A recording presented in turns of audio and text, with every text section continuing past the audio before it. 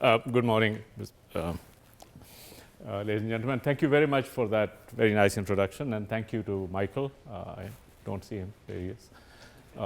There he is. Michael, for inviting me here. I hope I can speak without a mic. The acoustics are very good. I was listening to the very interesting question and answer session at the end of Michael's talk, and I thought that I would also weave some of them into the discussion. But let me just do step by step. I have a PowerPoint presentation, but before that, I want to ask the students, how many of these pictures do you recognize? If you recognize any picture, can you raise your hand? Yes, ma'am? Margaret Thatcher before No.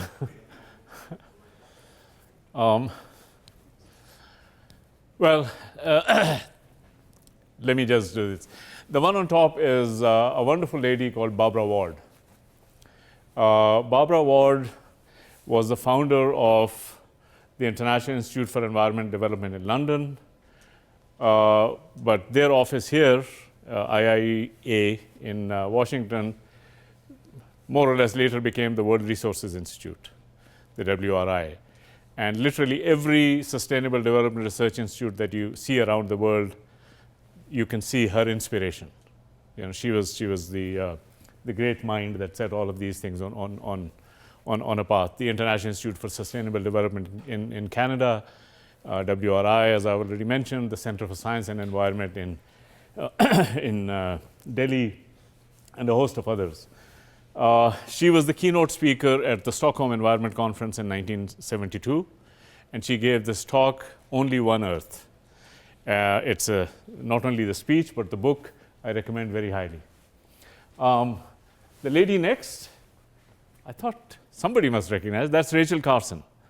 And I think Rachel Carson was the first person who actually brought to our mind that we are killing ourselves. Her book, Silent Spring, 1962, was the one which really you can say it unleashed the modern environmental movement, because suddenly people became aware of what's going on. Buckminster Fuller, a great thinker, especially his contribution in the 1960s, you know, and the idea of efficient design, get rid of waste, have new systems ways of thinking. I mean, you know, and the saying that I have put there is that you can't get rid of a new model by attacking it. You just replace it with you can't get rid of an old idea by attacking it. You replace it with a new model, make the old order obsolete. Kenneth Boulding, who coined the phrase spaceship Earth, again, a similar idea of, you know, how we are on a finite planet. Dana and Dennis Meadows, limits to growth. Everybody has heard about limits to growth. Maurice Strong, Secretary General of the Stockholm Conference in 1972, and then also of the Rio Conference in 1992. I think his great genius was bringing people together to work together for a common cause. And I think the service that he has provided is immense. And I finally put Indira Gandhi in there, because I think one of the things she made us realize in 1972 when she uttered those words, poverty, it's a kind of a, let's say, the English word doesn't translate as well, but, you know, it's basically poverty is the biggest blight. You know, that it's not that poverty causes pollution, that poverty is the biggest blight. So bringing poverty and environment together in a common framework was her idea. Now, the reason I put it there is that there is a sense that these people were thinking differently. New problems had emerged, and we did not have the tools.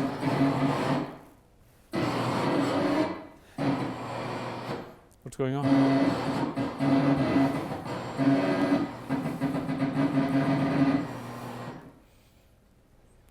Aha. Is that okay? New problems had emerged, and we did not have the tools to understand them. We needed new tools. And here were people who were thinking differently and enable us perhaps to cope with the world that we know today. Not as well as we would like to have done, but at least they showed us a path. And right now we are still looking for the crazy ones, and I hope there are some in this audience who will lead the path for us. Now, what I'm going to do today is to start off by bringing in three things together.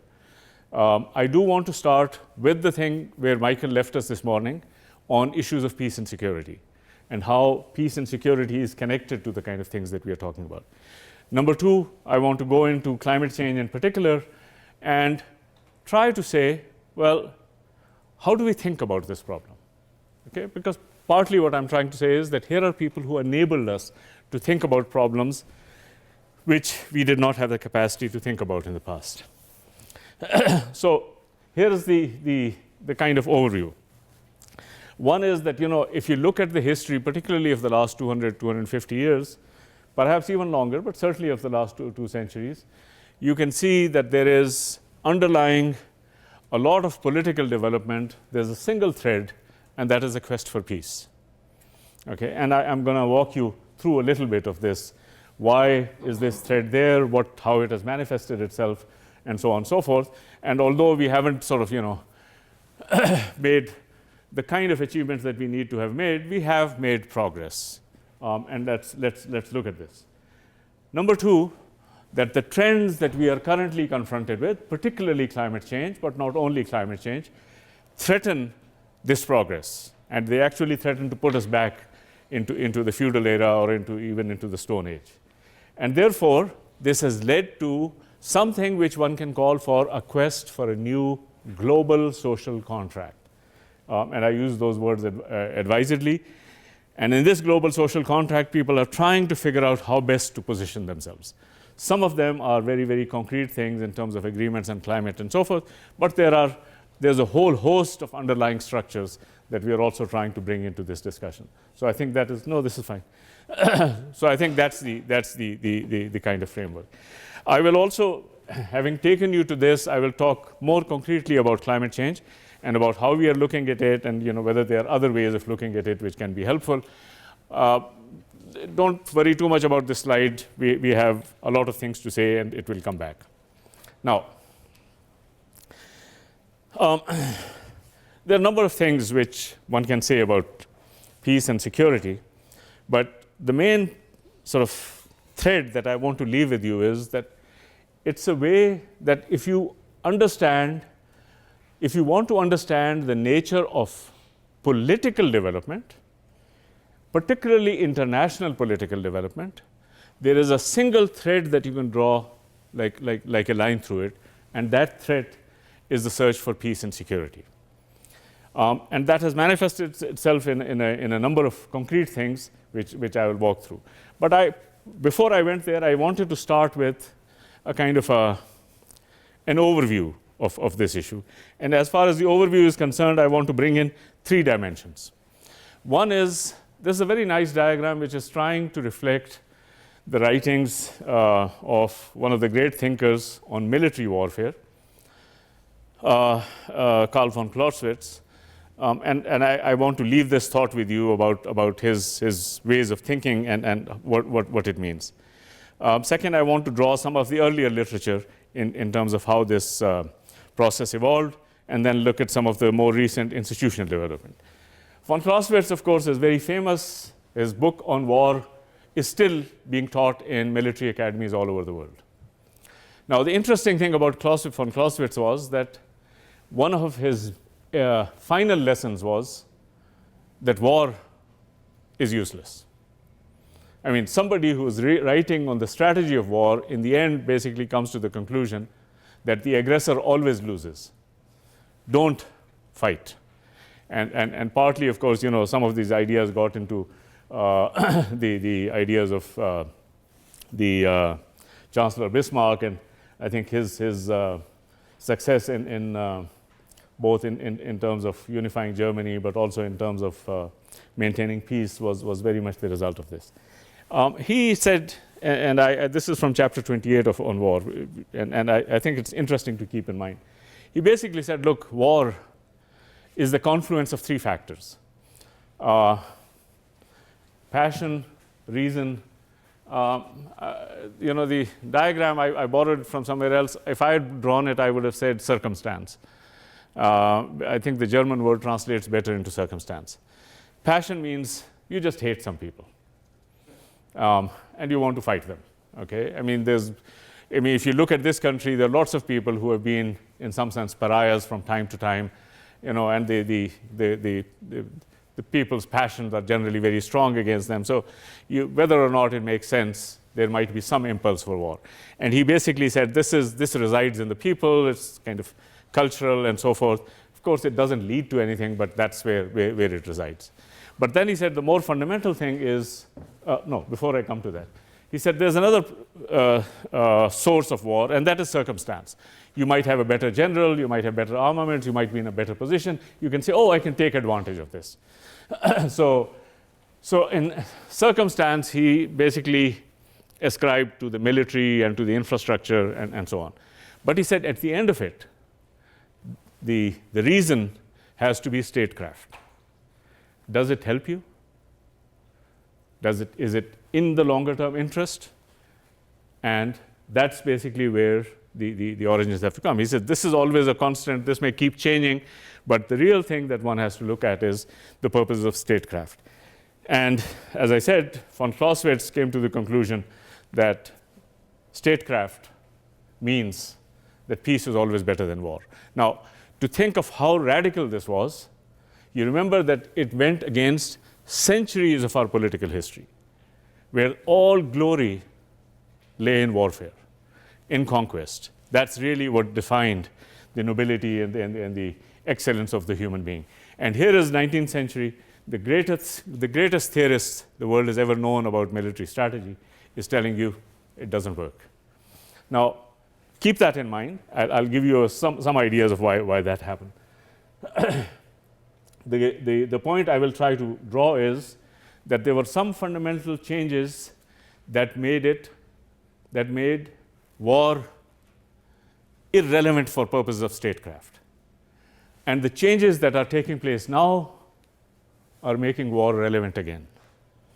And the question we want to do is, if we want peace, we want reason to be on the side of peace, not to be on the side of war. And that's really the thread that we need to draw through. Okay. So I said I wanted to mention von Clausewitz. There are some earlier literature, and I want to mention two of them in particular. I think one of the greatest books in social sciences ever written is Thomas Hobbes's Leviathan. And I'm sure those of you who have taken political science have read it or studied it in great detail. Prescient, very logical, just follows an argument consistently through. The main message of the Leviathan that I want to leave with you is this. Thomas Hobbes said with an unflinching gaze, he said, look, if the world is composed of self-interested individuals,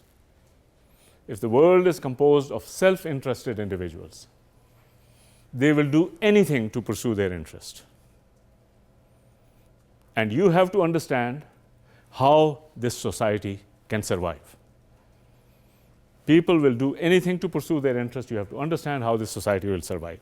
And of course, he brings in a lot of issues which have now become commonplace, like the idea of the social contract, like the idea of democracy, like the idea of equality. There are a number of things that he brings in. One particular thought, he said, and this goes back to a little bit to what Michael was talking about this morning. He said, the only guarantee for equality in human relations, the only guarantee for equality in human relations is murder.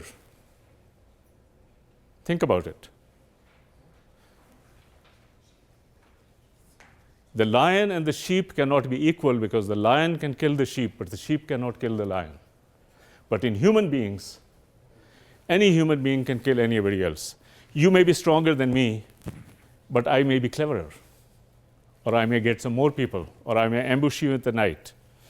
Any human being can kill anybody else, and that is the only guarantee for equality. And his idea was that in a world like this, you need some structure to create stability.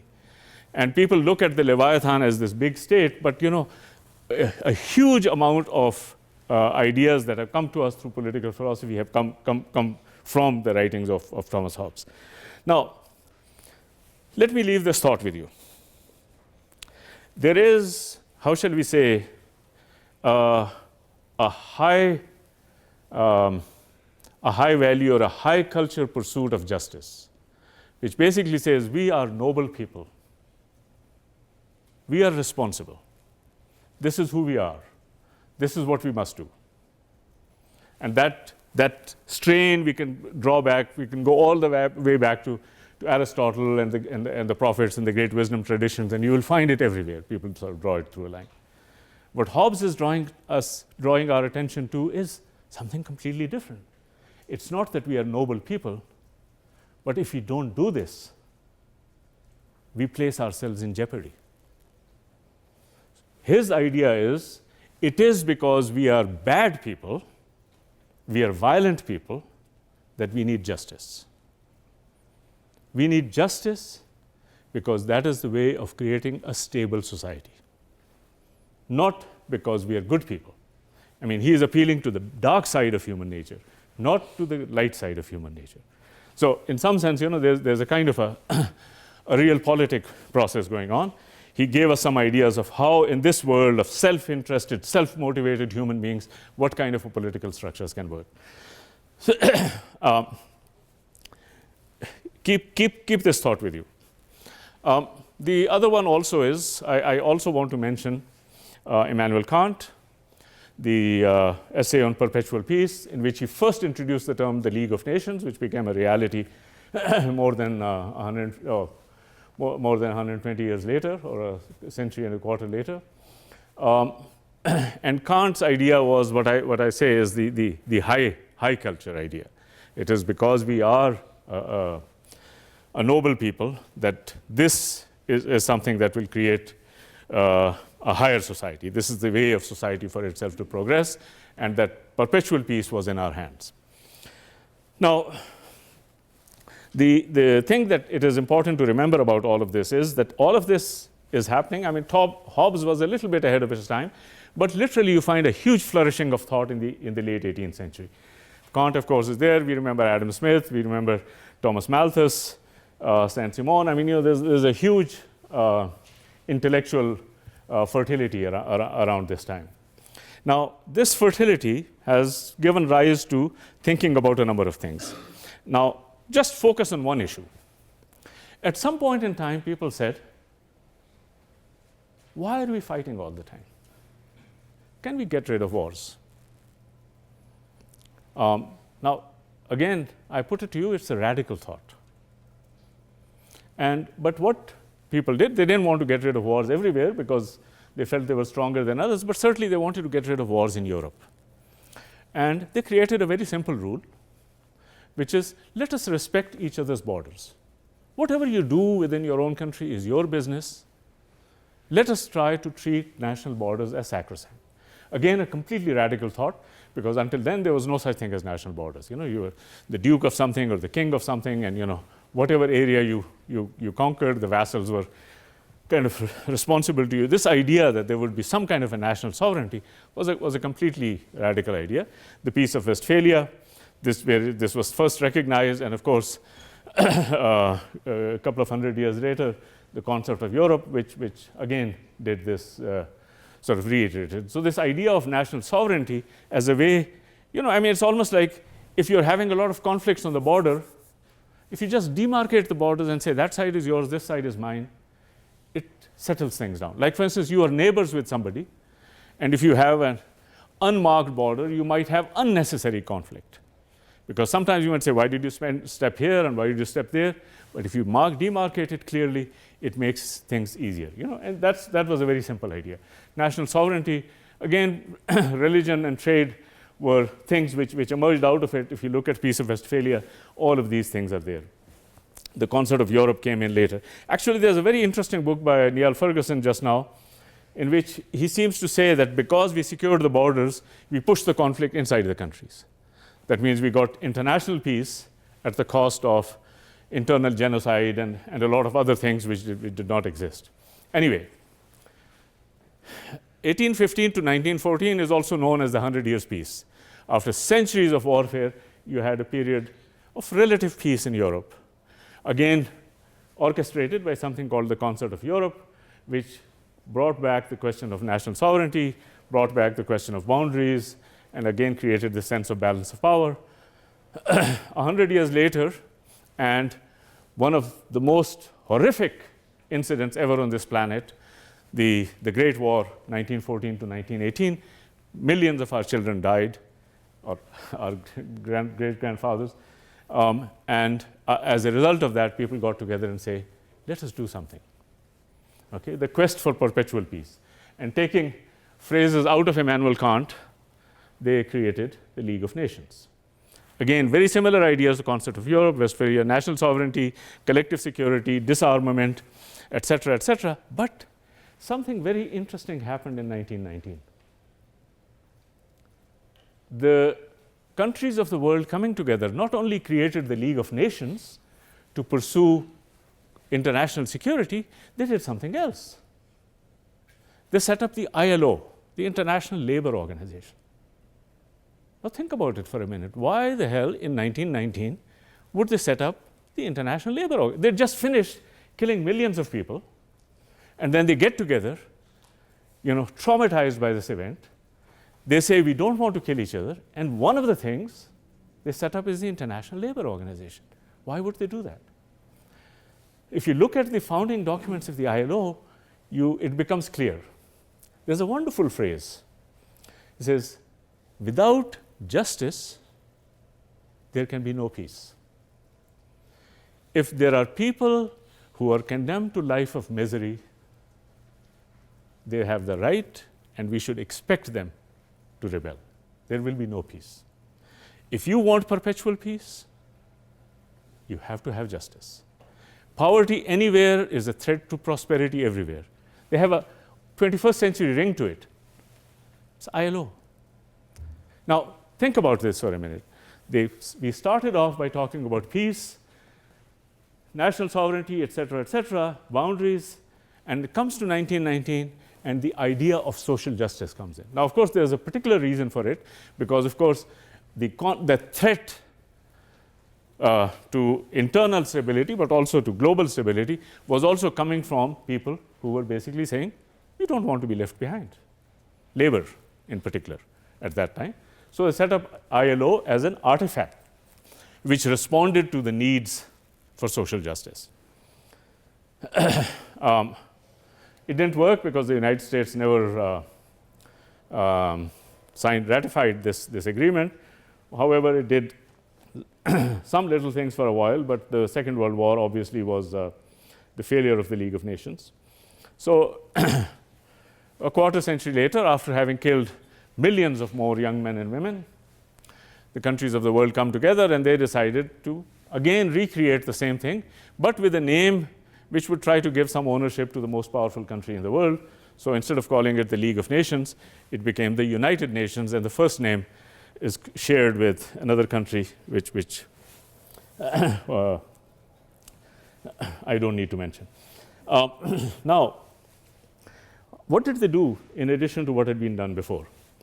Again, if you look at the United Nations, you see that they have done pretty much the same thing as earlier. National sovereignty is respected, boundaries are respected, collective sovereignty is respected, but in addition to that, this little thing which came through in 1919 became much larger. And so you had a Human Rights Commission. So it was not only labor now, it's the rights of all people. You had the Universal Declaration of Human Rights. You had the Commission on the Status of Women. Some years later, you had the indigenous people, the rights of indigenous people. So extending, recognizing people's rights as a way of guaranteeing peace.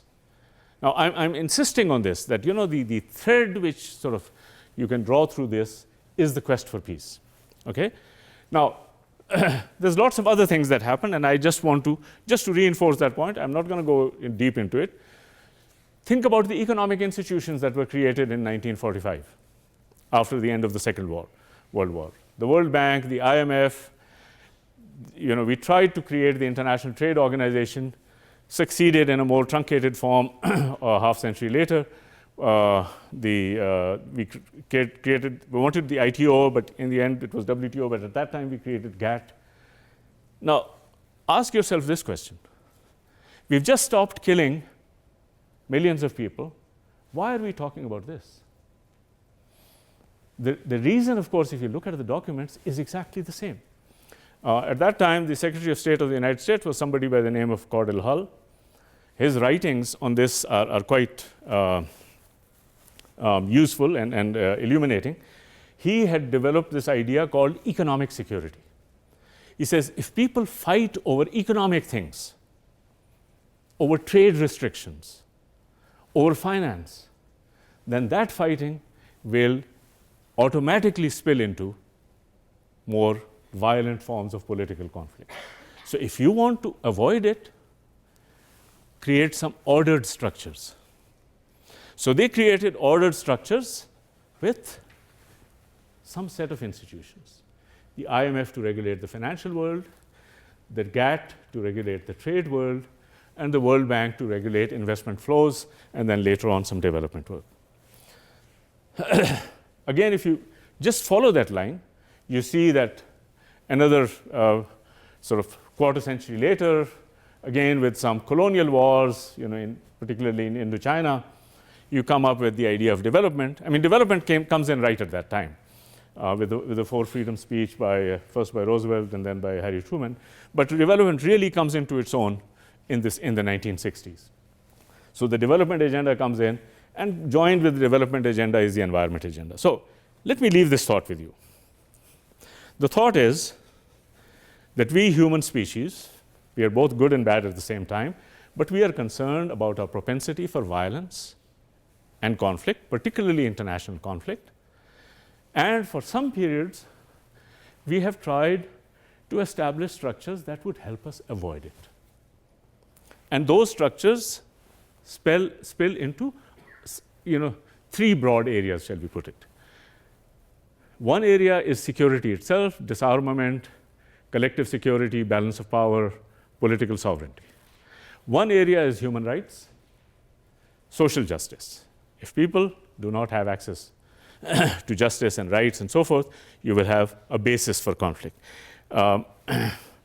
One area is economic cooperation, but economic cooperation and social justice combine to create development and even environment. In some sense, one can say, if you must have heard the stories of some ancient tribes who have some predator living in their neighborhood, maybe a minotaur or maybe a huge crocodile or something, and they offered sacrifices to it. And the idea of the sacrifice is that here is a ravenous beast which we cannot control. Let's make sure it is satisfied. If it remains satisfied, it will not attack us. In some sense, we can say in the last 200 years, we've been doing the same thing. There's a ravenous beast, and we are trying to keep it satisfied.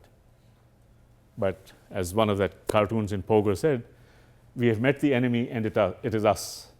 The ravenous beast is ourselves, and we are trying to feed ourselves just to keep us calm and not to destroy the world. And we've created a huge infrastructure for doing this. Okay, so this idea that when you look at the global system is a complex system with economic cooperation, political cooperation, and human rights. And that complex system, even though they are all sort of independent, have a single agenda, which is the quest for peace. Now, later on, I will say something more about. Let me spill over this. Later on, I will say something more about how this is related to the modern world and how it is now under threat. But I'm just going to quickly give you some quotes and then move on to the next part of this thing. The first quote is from the ILO founding documents.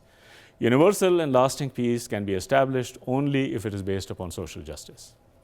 Conditions exist involving such injustice, hardship, and privation to large numbers of people as to produce unrest so great that the peace and harmony of the world are imperiled. Poverty anywhere is a threat to prosperity everywhere. Now, think about this, that it's not only that we are talking about rights and justice because we like that, because we are good people, but because we are afraid that this is, if we don't do it, we have problems. I'll say one aside thing. Again, if you look at the last 200 years, you find that there is a gradual recognition that even if people are vulnerable, even if people are weak, you have to attend to them. And so when you say, if you think about Adam Smith, people think about Adam Smith as a writer who was giving us the economic world and laissez-faire. But Adam Smith saying, let people be. You want progress? Let them be. It's the rise of, it's going against the aristocracy, as it were. You have Malthus basically saying social concerns. Marx coming in and saying, look, people, it's not only, if you create structures in which you oppress people, they will fight. George Perkins Marsh and then all the environmental movements again in the late 19th century coming in and says, if you interfere too much with nature, nature will hit back at you. So in some sense, I can say there's another narrative which sort of responds to the things that Michael said this morning, which is that if we do not do this, we place ourselves in peril. If we do not, we are not respectful of nature, we put ourselves at peril. If we are not respectful of labor, we put ourselves at peril, because they will fight back. And in some sense, this kind of a moving from the dark side has led to a similar quest for justice. This is the Universal Declaration of Human Rights, the first one, also the second one. This is the economic security, again from the Bretton Woods conference. And you find the same argument coming in 15, 20 years later on issues of environment and development. Sovereignty over natural rights is contrary to the principles of the UN Charter and maintenance of peace. Natural resources and peace combined. Now, I hope I've made this point, and there, I have other things which I can say, but the main point I was trying to make is that when you try to look at what is happening globally, whether in terms of the orchestration of the countries or in terms of the pursuit of development or the pursuit of environment, there is a desire for the pursuit of peace. And that's how one needs to look at it. Now, this is threatened by a number of things. I'm going to talk about climate change, and then I'll try to show you how it is done. And I basically think that if we understood this history properly, we would address it in somewhat different ways. Now, the one thing that we need to ask is, why is it at a particular moment in history, late 18th century onwards, these questions became paramount? I mean, people had sort of asked them here and there, but nobody paid attention earlier. Suddenly, in the late 18th century, and then with increasing loudness in the 19th and 20th centuries, these questions that I've just been talking about became common. One of the things that many people think is that there is now a kind of the emergence of the industrialized world, the modern world, with all of its benefits and so forth. I have something to say about it, but one one of the consequences of this is that we now have a situation in which all of the things that suddenly we found, suddenly we in the late 18th century, we entered into what could be called the age of abundance. Suddenly we found that, the world was our oyster. We could just find things, and, economic growth became perpetual. People could improve their lives and so on and so forth. Resources were lying all around. The Charles Darwin's voyage of the Beagle, essentially to find where the natural resources are and how people could access them, including some of the larger corporations. And there were natural resources everywhere. Now, 200 years later, we have gotten to this kind of a situation. How does this change things? Let me now say a couple of things about climate change, and then I just want to go into the way in which it has happened and the way in which things are going. Now, first, climate change. Everybody knows what climate change and global warming is. There is people know what that threat is, but I just wanted to show you one thing which would probably bring it a little bit more to the surface. This is a diagram from the third assessment report of the IPCC, which was published in 2001. But the observation came from John Schellenhuber, the president of the Potsdam Climate Institute, I believe in 1999 or 98. I'm not 100% sure. This is a very interesting diagram. I just look at this for a few minutes. What this does is it looks at a number of impacts of climate change. Okay? And we have risk to unique and threatened ecosystems, extreme weather events, hurricanes, floods, droughts, distributional issues, the aggregate sort of quantum of impacts, and large-scale discontinuities. Discontinuities mean that something creates a runaway risk. And what it did was that it plotted the different temperatures at which these things would happen, and also the degree of certainty. So yellow means a low level of confidence. It may happen, but only with about 50% probability. Orange becomes 66, and red becomes like 99% probability. And when a scientist says 99%, it means 100%, except they just don't want to say 100%. Now, when we looked at this picture, Schellenhuber was sitting there, and he said, well, it seems like this 2 degrees is a point where everything changes from begins to change from yellow to red. So maybe this is the safe threshold. Okay?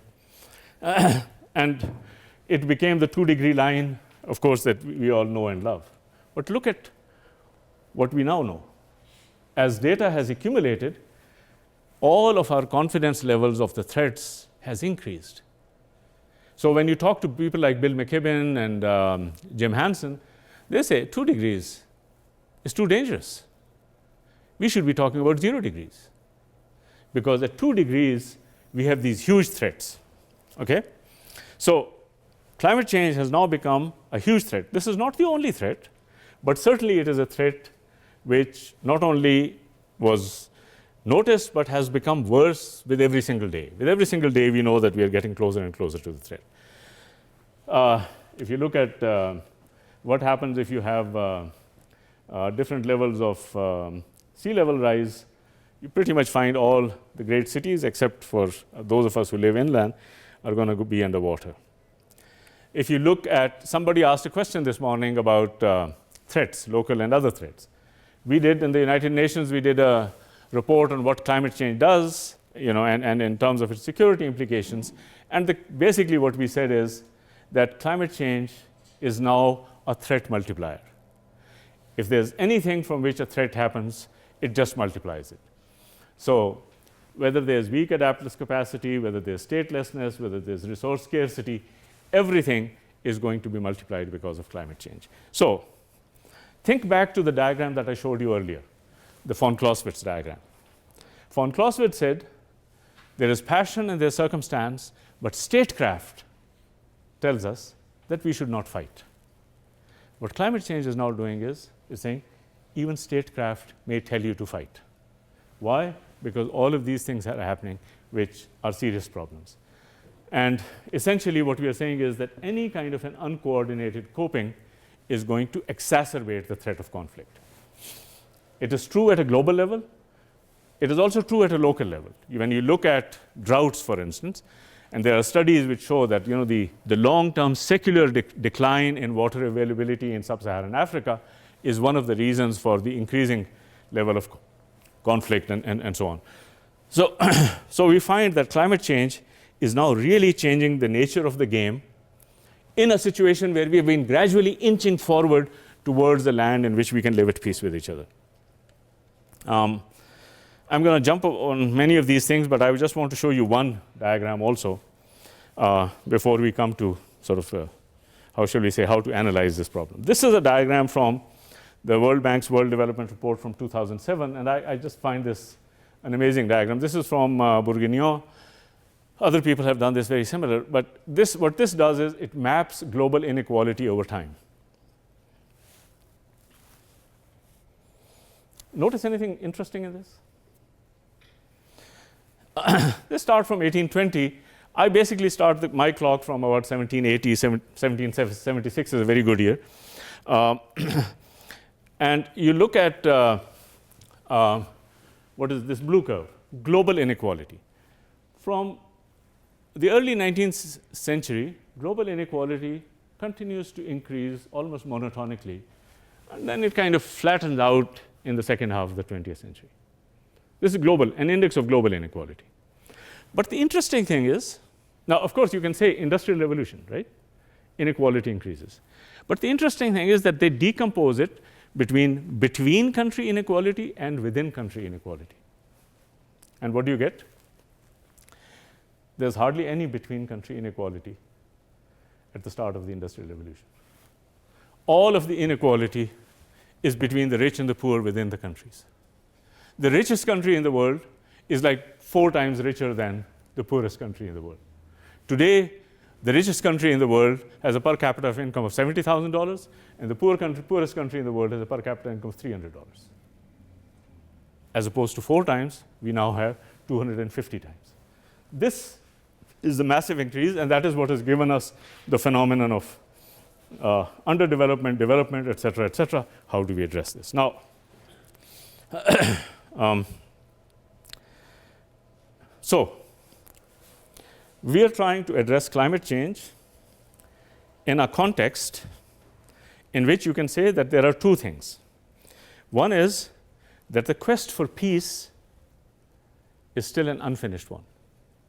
We are groping, we are moving forward, but we are far away from the promised land. That's one.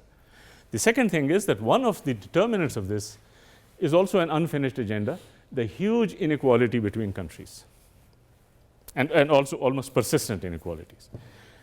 Now, one can say, well, what do we do? One group of people actually feels almost like, that there's almost like that we are trying to achieve certain things, like institutions for peace, some kind of a rough parity between countries, global development, et cetera, and we have to do them before the climate and other windows close. I mean, like you're Indiana Jones and you're in a cave and this wall is coming down and you have to rush out before the wall comes and once you can get out. The diagram that I showed you about climate change says that is not going to happen. You really need to think differently about how to address this problem. Now, how does one think differently? Okay. Michael, I feel I'm running over. I need another 10 minutes. You're good. Okay. You're until 11:15. Okay. You're good. Now, have you followed my train of logic? My first point was, look, we are in a world in which we are trying to create a basis in which we will live comfortably in harmony with each other. And we've been trying to do that at an international level. Of course, we've done it nationally through other means, which I don't want to go into.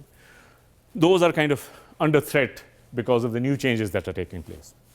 Now, since we learned about these new changes, we've been trying to figure out what to do. Okay? And if you look at climate change, this is exactly what we've been trying to do. To try to figure out some way in which we can have a global system, global forms of cooperation, to address a problem that is global in nature. Okay? Now, how does one address this? People know what climate change is. I don't want to go into all of those details, but I just want you to think about this diagram for a minute. This is a diagram from Meinhausen and others, also at the Potsdam Climate Institute, which is a very useful diagram in the sense that it actually gives a very practical kind of an advice. This is what we call, these lines are what we call the 2-degree lines. Now, 2 degrees is dangerous, admittedly, but bear with me for a minute. These are the 2-degree lines, okay? Which means if you want to have 2 degrees, no more than 2 degrees of global warming, then the emissions of carbon dioxide, I mean, this was done in 2007, but you can say that, no, it was done in 2010. But the emissions of carbon dioxide have to follow one of these trajectories. The idea, for those of you who know math, is that what matters for climate change are the cumulative emissions over a 40-year period or a 50-year period.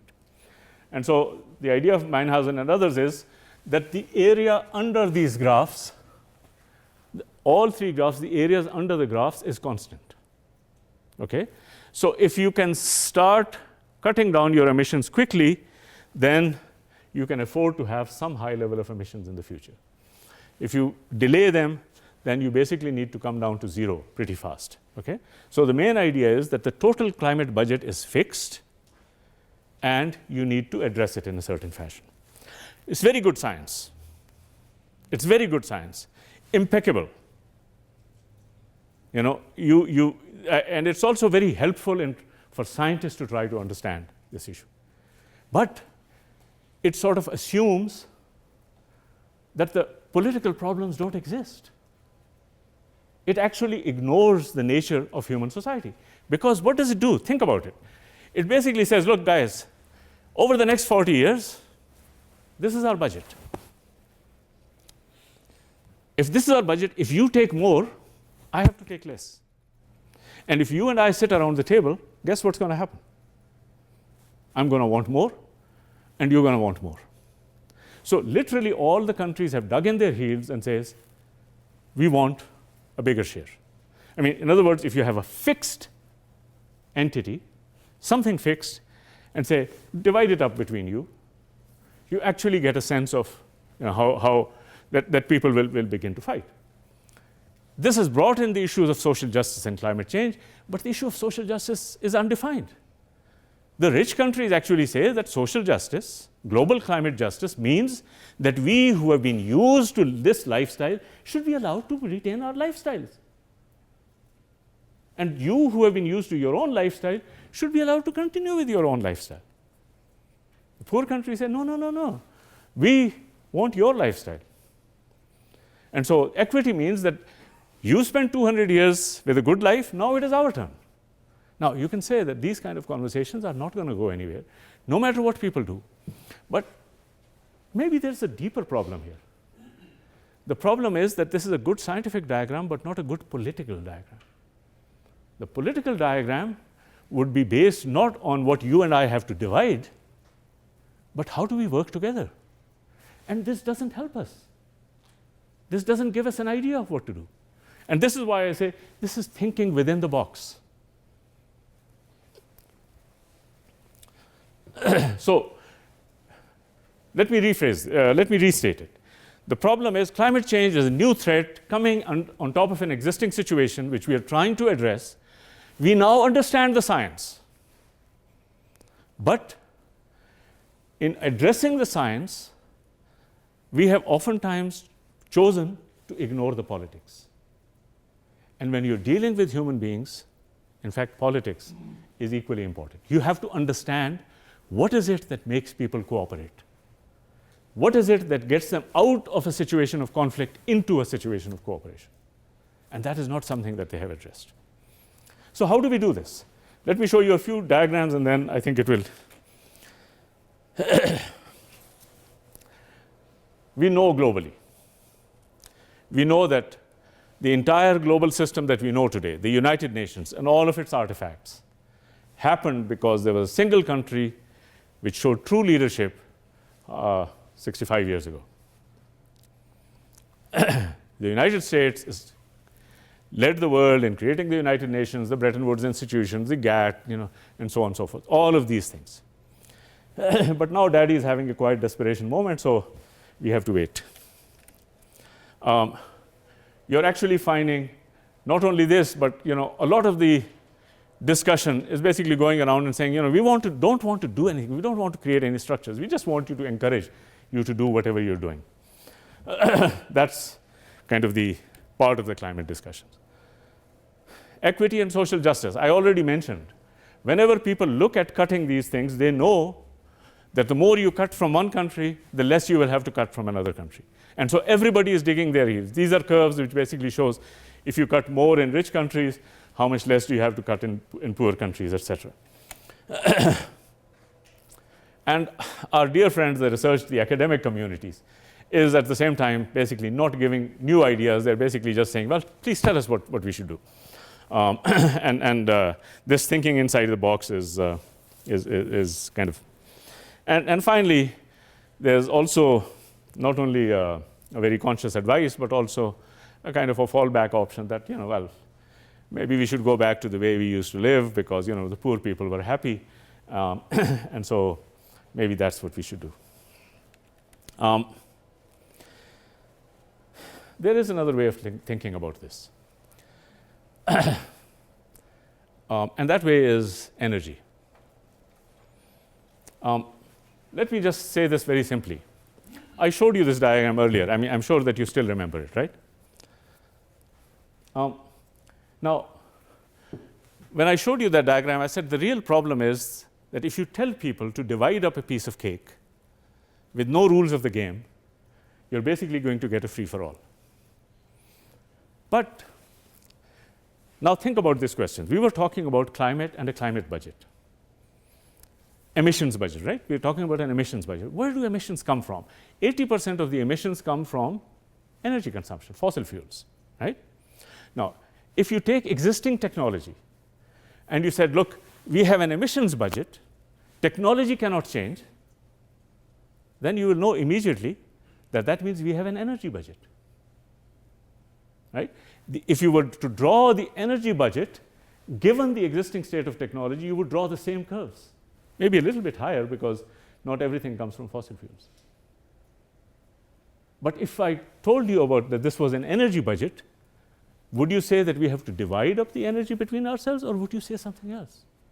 You would ask a different question. You would ask, how do I move these curves up? You cannot move the climate curves, the emissions curves up, but you can certainly move the energy curves up. Going to renewable energy, going to clean energy. That is a cooperative agenda. So the point I'm trying to make is this, that if we look on a fixed budget, what we economists call a zero-sum game, we are actually creating a recipe for conflict. If we try to think of a positive sum game, come on, you and I, we can cooperate. And through cooperation, we can expand this budget. We're talking about an entirely different process. Okay? If our dad died and left us a fixed amount of property, and all the brothers and sisters got together and said, how do we cut it? It would really be a problem. But if they said, well, how do we invest it and make the money grow and share it, you would have a different problem.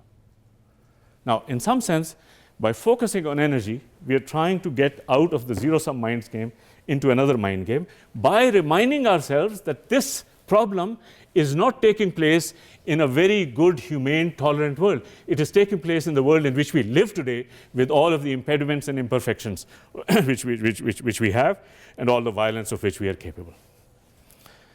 Few words on energy. I think this is really something that needs to be looked at more. Unfortunately, this is not a statement that Albert Einstein gave, although it is oftentimes ascribed to him. But I want to give you a few things on energy just to get you a sense.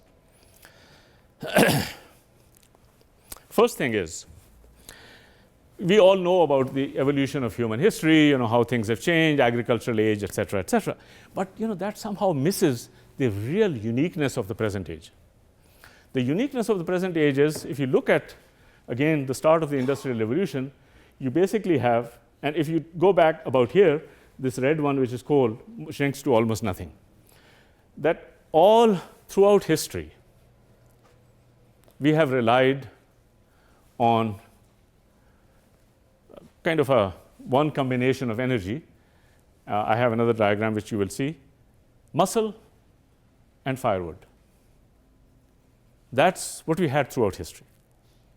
Muscle and firewood. We can move things ourselves, we can get some animals to help move things for us, and we can burn firewood. And that's about it. And then in the beginning in the early 18th century, but really speeding up in the late 18th century, we found ways of getting huge amounts of coal. Huge amounts, unprecedented. It's almost like you've grown up with an income of $100 a month, and suddenly you find $100,000. $100,000 a month coming in. It's really no comparison between the two. So began the age of coal, and then began the age of petroleum. And so we have an enormous increase. Let me show you some pictures, and then try to draw the things. But the main thing I'm trying to do is look at the uniqueness of this age.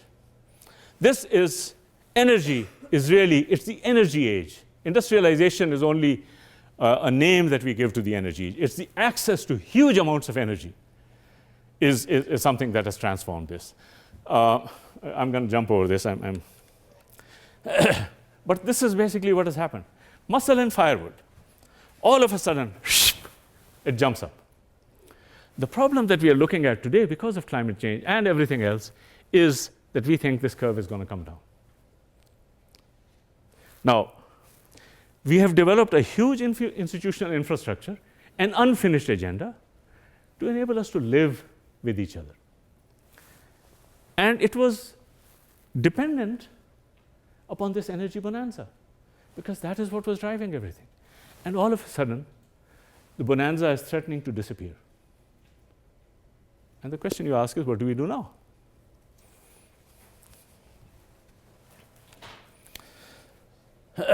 So if you look at 1800 and 2000, population increased, GDP increased by 30, primary energy increased by a factor of roughly 30, maybe even more. Look at the mobility, sort of non-walking mobility, 1,000-fold. That means, other than walking, people were really not very mobile. Now we are 1,000 times more mobile. It's a huge transformation that has taken place. But look at some other things. This is a diagram by Manicor. What he does is he takes the energy that we consume, this is for France, and he converts it to what he calls energy slaves. Short answer is, everybody in Europe has about 100 odd energy slaves working for them. Meaning, you don't need the other slaves anymore, it's too messy. We have the slaves. The slaves are working for us day and night. The transformation of the world in which you didn't need human energy and didn't need human energy in the old ways because you had new forms of energy is a fascinating process. This is a diagram which I just want to see how you react to it. This is from Hamburger, a German biologist. What he did was he looked at the correlation between body mass, life expectancy, and energy consumption. And by and large, you find that they're kind of really in a sort of a predictable pattern. Now, that means the heavier you are, the longer your life expectancy, the fewer children you have, et cetera, et cetera. And if we were truly representative of our energy consumption, we would weigh about 22,000 kilograms and live for about 1,000 years each. Okay, we haven't done that, but that we are kind of trying to go in that direction. So, until the industrial age, we were pretty much at par with everybody else because we were essentially using energy and firewood for this. But here's the problem. This energy is distributed very, very unequally in the world. So, if you look at the United States, no, that's the wrong one. United States of Sorry, I need to correct this. United States is that red dot over there, about 250 odd kilowatt hours per person per day. Europe is roughly between 100 and 120.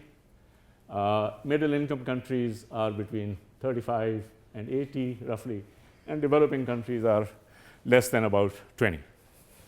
Okay, so Latin America is around 35, South Asia is around 20, Sub-Saharan Africa is about 10, United States 250, and so on and so forth.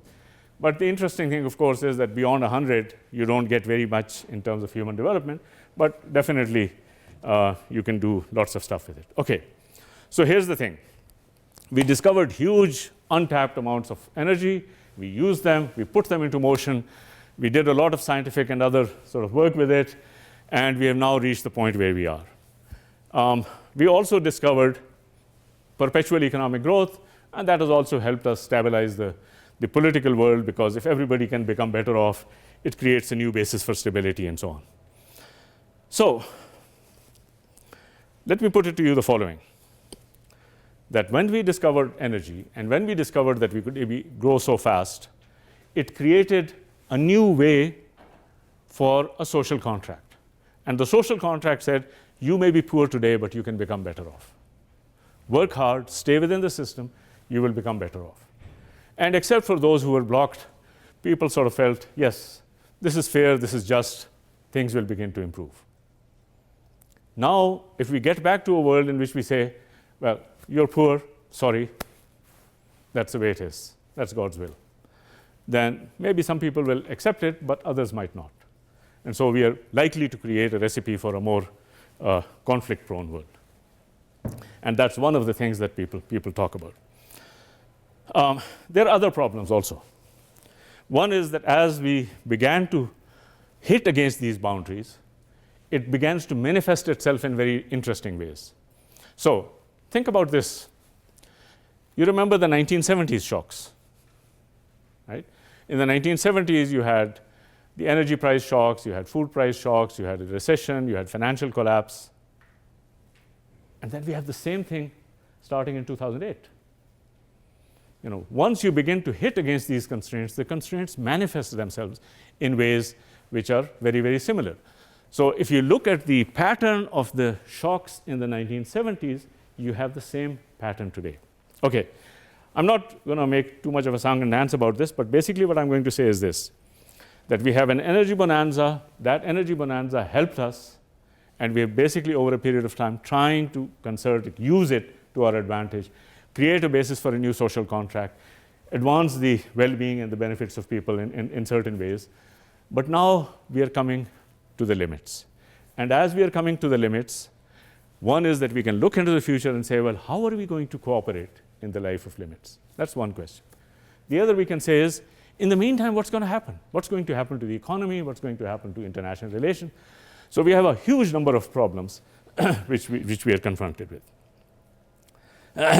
Different kind of diagrams basically to show how energy prices consistently declined and have now started rising again after a pattern of about 200 years. I mean, this is a very good curve in that regard. Consistent declines in energy prices and then rising again. Okay, so here's what I want to say to you. If you are mindful of the environmental problems and also the political problems, we need to find a way of moving forward that is so amenable to cooperative solutions. If we rely only on the goodwill of people, we might get lucky, but the odds are against us. And there is a way of doing it. And there's a larger problem, but there's a smaller problem. The larger problem is that if the whole world were kind of roughly within the same ballpark, maximum ratio of 1:4 in incomes, we would have a very different problem, because agreeing on some kind of a cooperative solutions would not be very difficult. Even if you had to give up a little bit in order to help me, it would be a little bit. But when we are in a world in which the differences are so huge, then this kind of an adjustment is far more difficult. We are also a world in which kind of the boundaries are moving fast, so we need to address them in a more systematic way. I think of answers to lie in 3 different domains. The answers that I am giving is very simply this: let us buy some time. Let us buy some time for the human beings to mature, to grow up, clear away the underbrush, get rid of these gross inequalities which are impeding cooperation. Give them some time. And that we can do through energy, through renewable energy, through a transformation of the energy system from the fossil fuel system to others. We also have 2 other things to our advantage, because if we can convert to renewable energy, we can buy maybe 100 years of our time. But as the population growth, somebody asked about population, as it begins to come down in the 21st century, we might get another 100 years. So let's say that if we are lucky, we have 200 years to grow up. But at this moment, one concern for me is to say, can we buy some time for people? So for this, what we have proposed is what we call a positive sum solution to climate change, or a development-based solution. the idea of development also is not that you develop by taking from you and giving to me, but you develop by creating possibilities of cooperation. And so we call this a development-based approach, a positive sum approach, in which we don't look at climate change as something which is us versus them, but basically ask, how do we address an issue through investment, policy guidance, et cetera, by investing in energy. And essentially, to increase the amount of energy availability, create a regime of energy abundance, and to help us live through the next 100 to 200 years. So, how does this work? Our solution has been very simple. Our solution is that energy is essential. It drives everything. And more energy has generally associated with different types of social goods. What climate change does is, because it threatens the energy, it actually threatens everybody's way of life and even every institution that we have set up to protect ourselves. So let us try to find a way in which we can create a new momentum for energy growth. Now, that momentum will happen when there are two things happen. One is that renewable energy becomes competitive with non-renewable energy, and two, that it becomes affordable. And there's a way in which we can do it. I basically say we've used a target of $1 per watt, and we say here is a global plan to bring the cost of renewable energy down to $1 per watt, which is about 3 to 4 cents per kilowatt hour. That is affordable, it is competitive, and you create a new pattern of economic growth based on renewable energy. And that will require cooperation across countries. It's a global partnership on renewable energy, et cetera. I have that in the paper, so I'm not going to give much more details, but I'm happy to answer any questions in the next 5 minutes. The structure of this is, we call it a global feed-in tariff regime, which basically means you give incentives to people to set up a renewable energy plant, a global climate core, and some kind of a national support system. That these three pillars can actually create a new period of economic prosperity and create a basis for a new global contract. So, to conclude, we have had 200 years of progress along different fronts: economic, technological, and political. And that progress was incumbent upon the sudden unleashing, the sudden discovery of these huge resources. Those resources are now shrinking back. And we need to build a social contract, a basis for cooperation, with the knowledge that these resources are shrinking. The way in which some of the climate discussions have happened ignore this altogether. But the program that at least we are talking about is something that acknowledges it fully, incorporates it, and then tries to tell us how to go about it. With all of these things, this is a path to a solution. We solve the problems today, and then we leave it to our children to solve the problems tomorrow. Herman Daly, one of the great environmental economists, he says, look, he says, my philosophy is not about the future. It is about today. And he says, my philosophy is the philosophy of the Sermon on the Mount. Be not anxious about tomorrow, for tomorrow will be anxious for itself. Sufficient unto the day is the evil thereof. Thank you very much, ladies and gentlemen.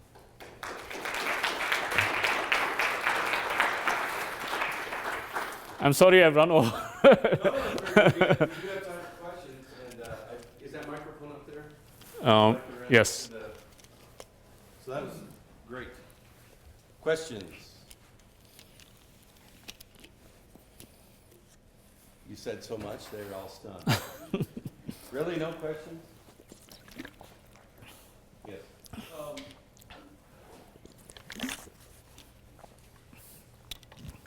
And maybe I missed it. What are some of your suggestions for a new social contract? I know you said something about incentives.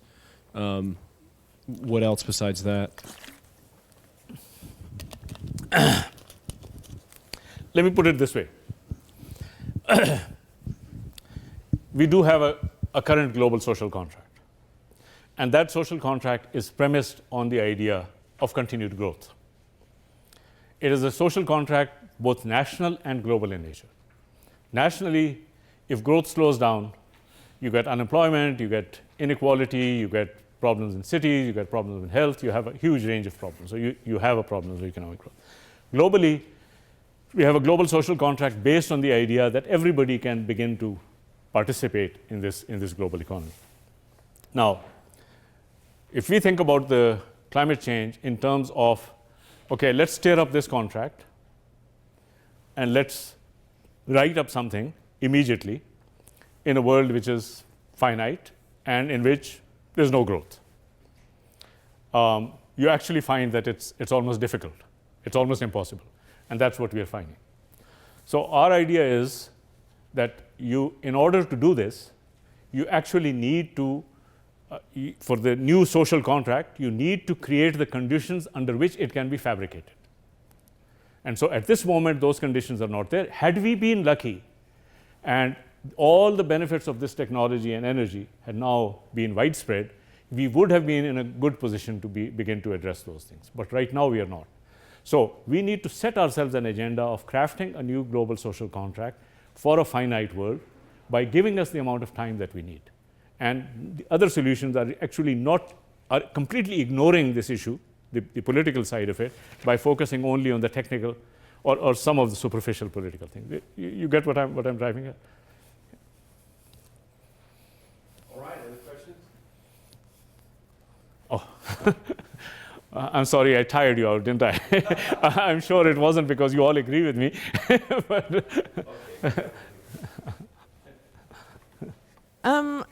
I've heard a lot about sustainable development, and I hear that word or that phrase over and over again, and I don't feel like I have a concrete idea of what it is, and I don't feel like there's a unilateral idea of what it is, even in an educational setting at my university. I don't feel like the people who talk about it even talk about the same things. And so I'm not saying you can say what that is for here, but just in general, can you shed a little light on that? I would probably say that, I mean, there is a kind of a, how shall we say, a commonly quoted definition, which is not a bad one, because it kind of gives the right heuristic. I mean, it's like, it's like the Ten Commandments, be honor thy parents and so on and so forth. It's kind of general in nature. But behind it is really a kind of a fundamental issue, which is that, let me put it a little bit kind of crudely. If you look at the period beginning in the late 18th century up to now, we have gradually developed ways of thinking to address the emerging realities. Okay? And in some sense, those ways of thinking are running parallel to each other. Okay? And I always call them that these are all the revolt of the subterranean world. Okay? So Adam Smith came in and said, these poor people who are working, they're not irrelevant. Let them do whatever they're doing. Right? So it's not the aristocracy, it's actually the workers, the entrepreneurs and so forth who are going to change the world. Right? Marx came and said, if you oppress them, they will fight. George Perkins Marx came and said, if you sort of violate nature, nature will fight back. Right? I mean, so it's all you can think in terms of the revolt of the underclass. Then you had, minorities, women, colonized people. I mean, with each kind of step, we try to recognize how these can fit into a broader thing. What sustainable development is trying to say is that these are not separate things. Okay? You have to try to think of them in one single framework. Okay? I mean, it's almost like, you don't have 4 horses running in different directions. You have a 4-horse chariot. And you have to make sure that all the horses are running together. And it's not something that we really have pinned down how to make those 4 horses running together. We do know much more about it now than we did. And we do know what our challenge is. But I mean, imagine if you say people who are used to riding horses, and each horse kind of runs off wildly in a different direction. They get a 4-horse chariot, and they don't know how to get all the 4 horses to run together. They don't have reins or anything, and one horse wants to go this way, and one horse goes, and you need to kind of train them to say, well, we need infrastructure, institutions, learning, just to get these things to move in the same direction. That's what that's really what sustainable development is about. And I can tell you, when we started from here, we have reached here, but we have all the way up to there to go. Right? Does that make sense? Let's have one more question here. Yeah, I just was curious about what renewable energy sources you would support. My answer is very simple. I mean, I'm personally, I'm very ecumenical about them. But I basically ask, and I had some slides which I could show you. I basically ask myself, which are the sources in which the costs are likely to come down the fastest? Okay? So if you think that there are some sort of, let's even take a broader term, not renewable, but let's say non-climate threatening, right? And you say there are some in which you find that the costs are rising and perhaps will rise for the next 50 to 60 years or will remain at a high level, okay? Nuclear. Other costs are rising because of climate change and because of peak oil and so on and so forth. They are likely to rise. There are some like wind, which is already now at a fairly good level, but maybe it's stable. And then there's geothermal, etc., which is very localized, but it can't be a much larger thing. The one in which I find that there's the greatest potential for cost declines are the two forms of solar, namely solar, concentrated solar and solar PV. In fact, my own view is that concentrated solar is declining much more rapidly. Okay, so simple answer is create a system which rewards these sectors which can reduce the cost fastest. Okay, so I give you an incentive, say, set up a plant, anything that you want, and I will give you 20 cents per kilowatt hour this year, 19 next year, 18 the following years. In 20 years' time, it comes down to 3 cents per kilowatt hour. If you feel that you can make it work with solar, great. If you feel you can make it work with wind, that's great. So in some sense, you create an incentive which actually encourages people to think about how to bring about that innovation. And those are some of the studies we have done. The paper that I sent you has some of those studies. Michael, thank you very much, and thank you, colleagues.